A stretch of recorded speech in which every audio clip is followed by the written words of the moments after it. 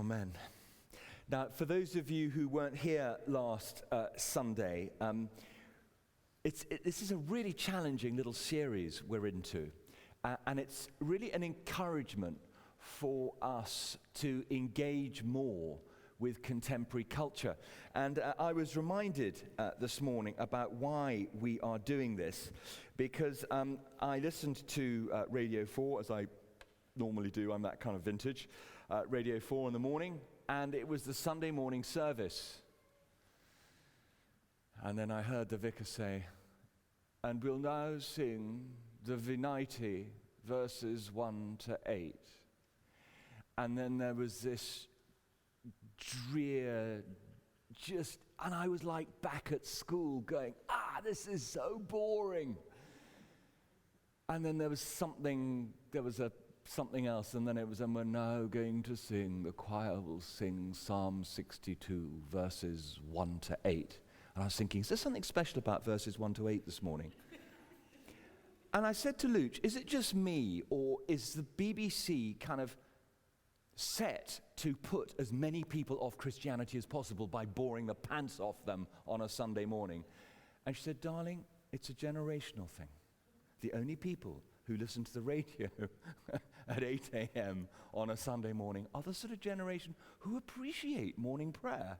Anyway, there we go.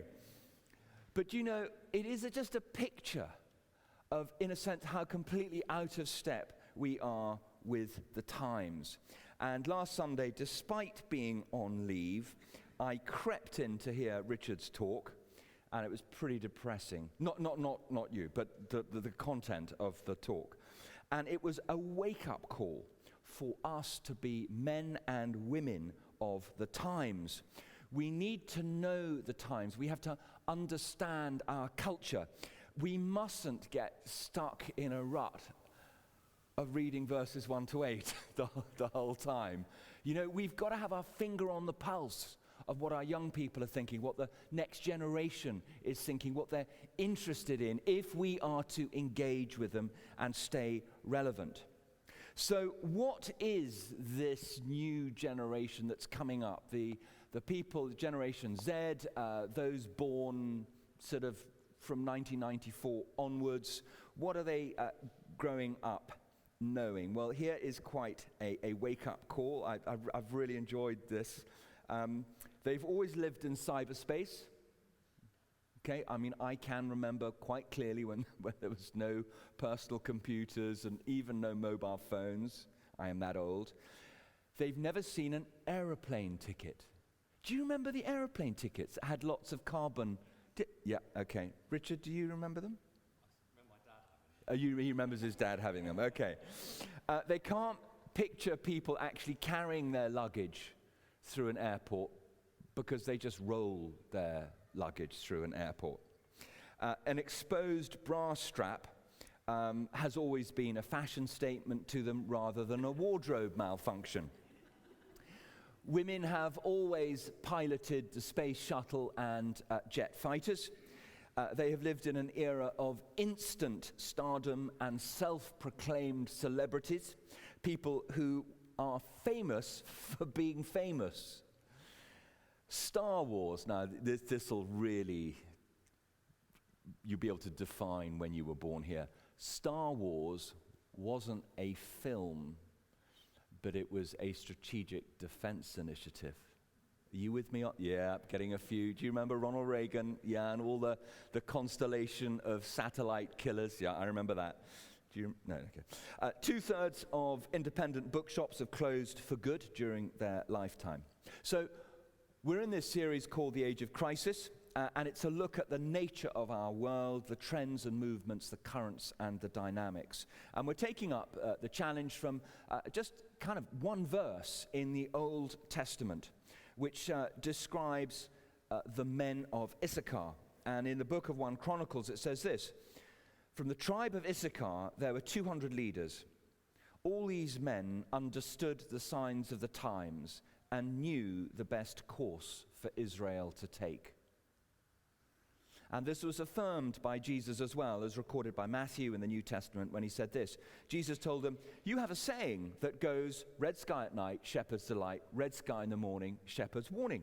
You find it easy enough to forecast the weather. Why can't you read the signs of the times?" So two sort of verses from Scripture that really affirm each other about the need for us to see what the signs of the times are. So let's explore the challenges we face, beginning with the nature of faith itself. And I'm just going to run through a few points on this. So the first one, which Richard mentioned last week, is the rise of the nuns. The rise of the nuns, okay? And this is the people who identify themselves on a form as having no religion. They're none. Their religion is none. And what's really fascinating is this demographic isn't just growing, it's growing exponentially. So it's people who just are totally apathetic about religion. They didn't leave Christianity and go to another faith. They didn't suddenly stop believing in God. They just aren't into anything that much. 1 out of every 5 say God or religion has no meaning whatsoever to their lives. Interestingly, they're not necessarily atheists, okay? They're open to spiritual things, okay? But they just tick the none box because they're not interested in religion at all. The next thing is spiritual illiteracy. Despite being increasingly spiritual, but not religious, when it comes to spiritual things, this generation is very, very illiterate. And I am now going to sound like a grumpy old man. You know, many people today, many young people today, have no idea that terms such as forbidden fruit, the writings on the wall, Good Samaritan, the Promised Land, they have no idea that they're all from the Bible. No idea at all. I'm told that half of all Americans can't name the 4 Gospels, or the biographies of Jesus in the New Testament. I heard someone tell of a couple who came in to see a vicar in his office with their teenage son, and looking at the cross on the wall, the young man asked, "What's that guy doing pinned to a plus sign?" So there is massive spiritual illiteracy.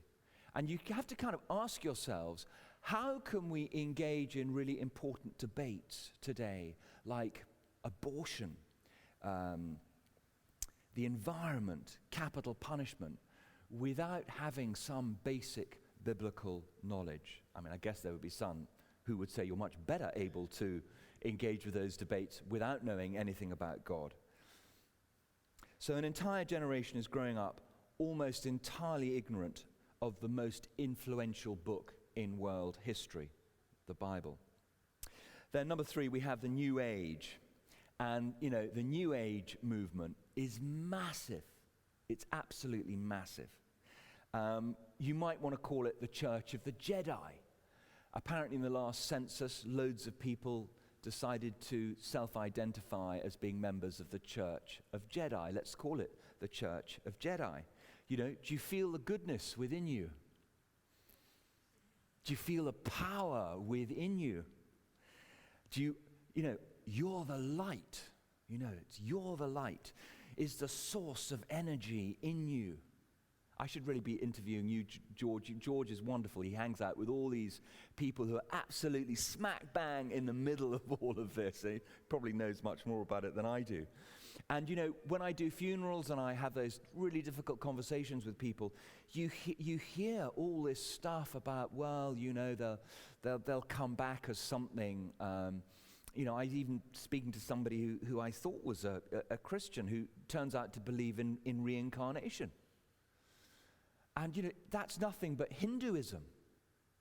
And so we have this kind of mix of Hinduism, Buddhism, and with a kind of dose of Christianity thrown in because, Jesus was a good teacher. And we have this wonderful kind of weird New Age movement.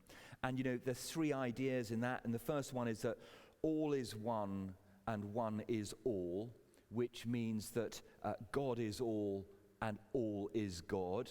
okay? Which means that, you are God. You have the power, you have the light, you have the goodness in you. You can be anything you want to be. So that's the first kind of line. The second major belief is that everything is relative. You are your own truth. Whatever you believe is fine, as long as it kind of doesn't hurt anyone else. And the third major belief, in one form or another, is reincarnation. And it's a really kind of common worldview. I'm just not sure if people really think through how utterly depressing this worldview is. To think that when you die, you could come back as a worm, as a blackbird's dinner. I mean, that is utterly depressing. I'd much rather be an atheist and think that when I die, that is the end, the lights go out. If we embrace these kind of worldviews in the church, I promise you I could treble the attendance of this church in about 3 weeks, okay? Because what I would do is I would just say, come to church. I'm never going to challenge you on what you think. I'm just going to talk to you about how loving God is, and just everything's fine, however you're behaving, whatever's going on in your life, whatever you want to believe, that's absolutely fine. Just come and join us for a kind of fluffy love-in on a Sunday morning. People would love it. They would flock to church. Star Wars, one of the most celebrated film series in history, is wrapped around many of these New Age ideas. And I don't know about you, I've actually only just kind of got into Star Wars. I never really got into them when they first came out. I've never been into that kind of genre of movie. But Theo is absolutely addicted to it. And Theo came up to me one day and said, Dad, I want to be on the dark side. I said, okay, you what? Yeah, but Darth Vader's really cool, Dad. He hadn't quite got up to whichever, was it the Return of the Sith or whenever you get, the Return of the Jedi, when he gets killed. Nobody can get close to Darth Vader. He can just go like that and people 100 yards away go, I can see how easy it is for young people to kind of to get too seduced in all of that. And then, you have this, the Force. And I'm trying to tell Theo, the Force, actually, darling, it's like the Holy Spirit. But then, of course, where Star Wars is so totally different to Christianity is in Christianity, nothing can stand against God. Nothing can get close to God's power and his sovereignty and his awesomeness and his love. The end is never in doubt in Scripture and in Christianity. We know that Jesus defeated Satan. We know that the battle is won, although until Christ returns, there's these skirmishes going on, okay?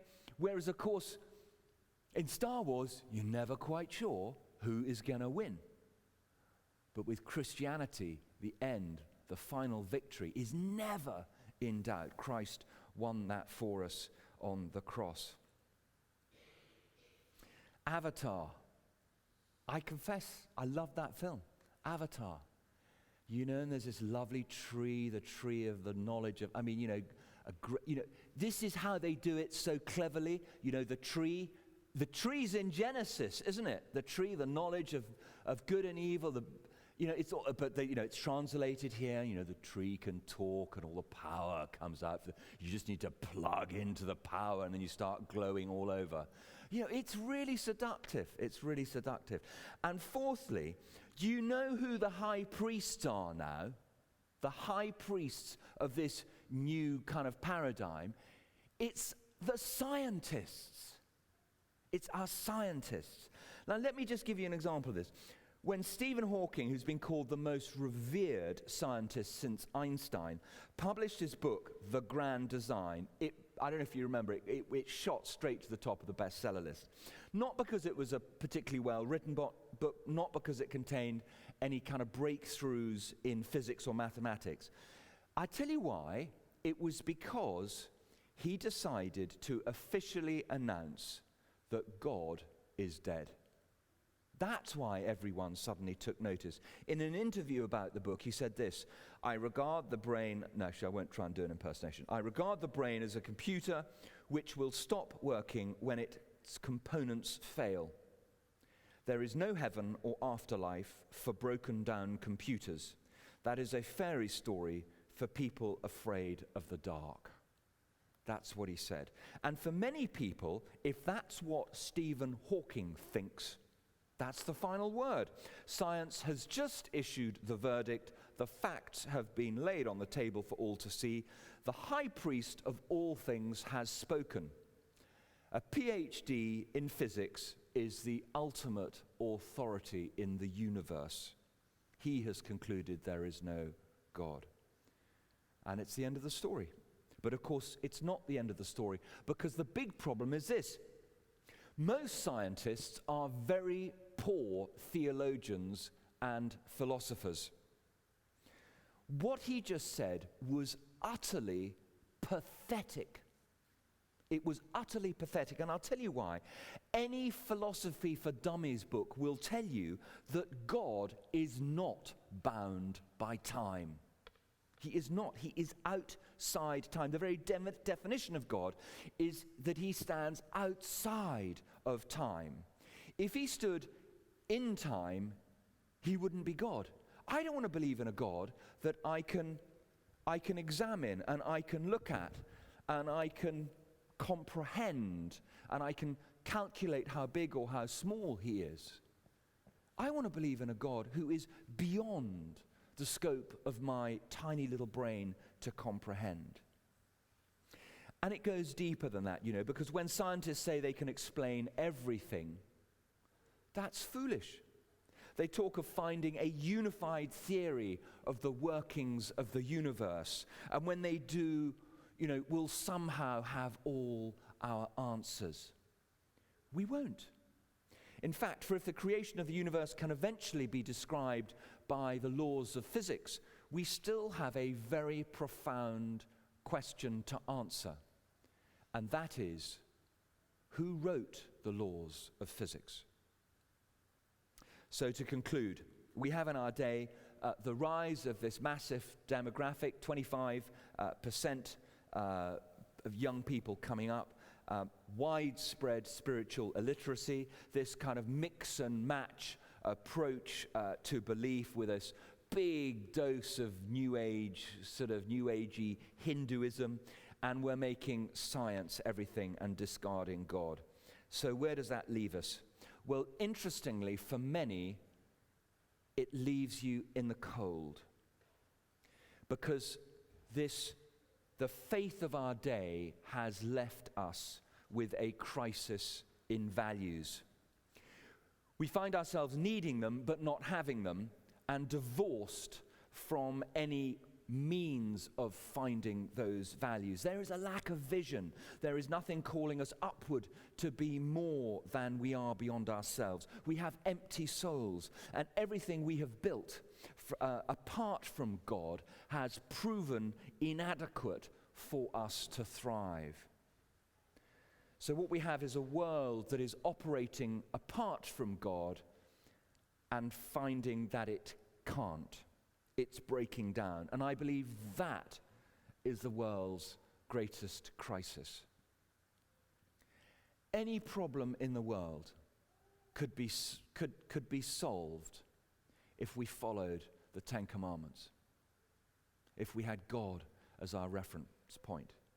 This massive obesity epidemic in the West, and yet there are children starving? How is that possible? Why can't we just ship food from one place? Just cut down on what you eat, guys. You don't need it. You're way, way over. And just send the food somewhere else. Why can't we do that? It's because of our greed. It's as simple as that, and our lack of love. So we've discarded God, and I want to share with you a little story. Theo has a bit of a temper on him, and sometimes he completely loses it, normally when he's tired and he's hungry. And, now and again, he says stuff to me like, Dad, I hate you. I hate you. I don't want you to be my father. You're not my father. I don't care if you're dead. And he goes up to him and slams the door. And, I'm just very, okay, darling, it doesn't matter what you say to me. I love you and I will never stop loving you. I'm here for you. Go away, shut up, I hate you, I wish you're dead, sort of thing. Fine. Close the door. And I stand outside his door, and then I hear him whimpering. And I hear him saying, Daddy, I love you. I want you. And I need you. And that is a metaphor, I think, for where we are in society. We've killed God. We don't want God. We don't want God in our lives. We don't want anything standing over us. We don't have to reference point up above us like that. But when we have killed God, we miss him. Because deep down in our hearts, we know life is meaningless without a relationship with God. I wonder if there's anyone here who has discarded God in favor of one of these New Age ideas, but you realize it isn't working, that you need a father. And that's because the faith of our day is no faith at all. It's just a mess. Faith, real faith, is like a rope. It matters to what that rope is tied to. And if you're trying to hold on to the rope of faith and it's not tied on to something solid at the other end, it's a long fall. Tie it to truth. Tie it to reality. Tie it to the living God who is alive and well. A personal, real, relational God. A God who's standing just the other side of the door that you slammed in his face, waiting. As Revelation 3:20 says, behold, I stand at the door and knock. He who lets me in, I will come in and eat with them. God knows your name and is waiting, and he wants you to know him.